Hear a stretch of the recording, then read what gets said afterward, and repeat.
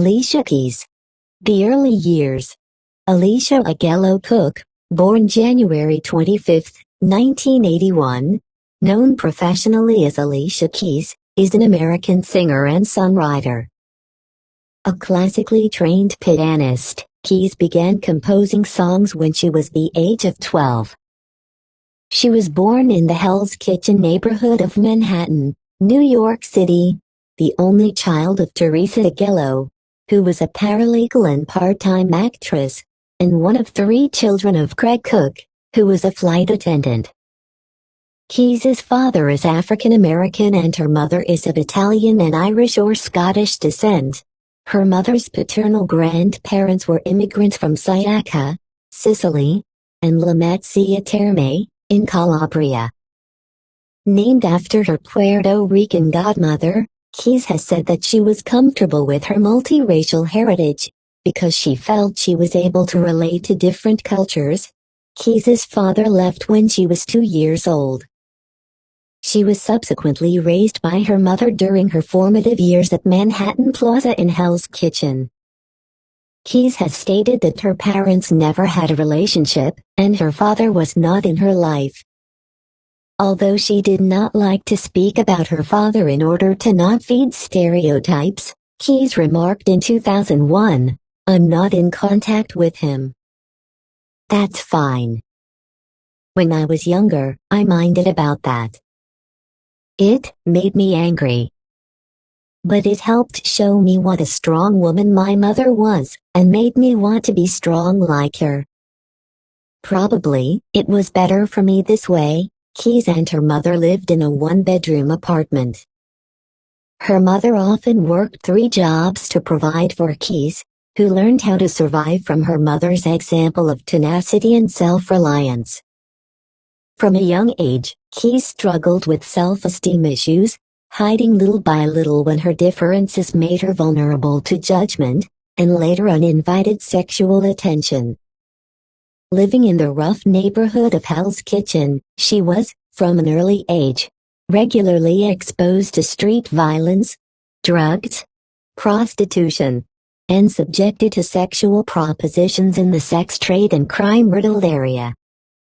"I saw a variety of people growing up, and lifestyles, lows and highs.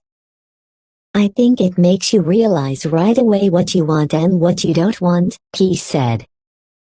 Keys recalled feeling fearful early on of the animal instinct she witnessed, and eventually feeling high due to recurrent harassment. Her experiences in the streets had led her to carry a homemade knife for protection. She became very wary, emotionally guarded, and she began wearing gender-neutral clothing and what would become her trademark cornrows. Keys explained that she is grateful for growing up where she did as it prepared her for the parallels in the music industry, particularly as she was a teenager starting out. She could maintain a particular focus and not derail herself. She credits her tough mother for anchoring her on the right path, as opposed to many people she knew who ended up on the wrong path, and in jail.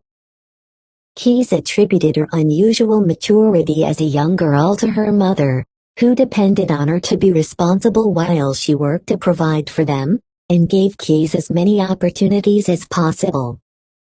Keys loved music and singing from early childhood.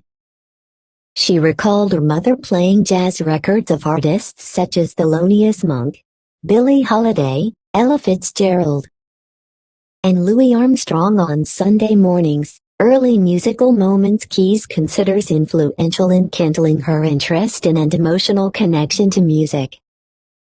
In preschool, Keys sang in her school's production of the musical Cats, and was cast as Dorothy Gale in a production of The Wizard of Oz. Keys discovered that she had a passion for the piano by age 6, as she loved the sound and feel of the instrument and desired to play and learn it. Keys began receiving classical piano training by age 7, practicing 6 hours a day, learning the Suzuki method and playing composers such as Beethoven, Mozart, Chopin, and Satie. When Keys was 10, a neighborhood friend who was moving home gave her family an old upright piano. This proved pivotal for Keys's musical development, which allowed her to practice, to play, and to benefit fully from music lessons at an early age. She was particularly drawn to blue, dark, shadowy and melancholic compositions, as well as the passionate romanticism of blue composers like Chopin. Inspired by the film Philadelphia, Keys wrote her first song about her departed grandfather on her piano by age 12. The scene in the film in which Tom Hanks's character listens to opera on a record player notably affected Keys, who never showed emotion very well. After seeing the film, Keys, for the first time, could express how she felt through the music. Keys's mother had encouraged her to participate in different extracurricular activities, including music, dance, theater, and gymnastics, so she could find her muse. Her extracurricular activities gave her focus and drive, and helped keep her out of trouble. Keys remained so occupied with her various pursuits that she experienced her first burnout before adolescence. Before her 13th birthday, she expressed to her mother that she was too overwhelmed and wanted to disengage, at which point her mother took some time off with her and encouraged her to keep focusing on piano. Keys would continue studying classical music until the age of 18. Keys regards her education in classical piano and dedication to classical music as vital for her stability in her youth, and her development as a musician and songwriter. Keys later said of her classical background, that type of studying, that type of discipline. After a while, I realized what it provided me. Focus, the ability to pay attention for a long enough period of time to make progress, the work ethic. The actual knowledge of music, that then unlocked the ability to write my own music, put my own chords and things I heard in my own head to different lyrics that I maybe felt, and I never ever had to wait for anybody to write something for me. Keys enrolled in the Professional Performing Arts School at the age of 12, where she took music, dance, and theater classes and majored in choir. In her preteen years, Keys and her bass-playing friend formed their first group. Though neither knew too much about how pop songs worked, Keys would continue singing, writing songs, and performing in musical groups throughout junior high and high school. She became an accomplished pianist, according to some sources, after her classical music teacher had nothing left to teach her. She began studying jazz at age 14. This claim, however, was challenged by Keys's music teacher herself. Living in the musical melting pot city, Keys had already been discovering other genres of music, including soul music, hip-hop, R&B, and taken affinity to artists like Marvin Gaye and Curtis Mayfield. Keen on dissecting music, Keys continued developing her songwriting, and finding her own flow and style through her exploration of the intricacies in different music. Keys spent more time in Harlem during her teenage years.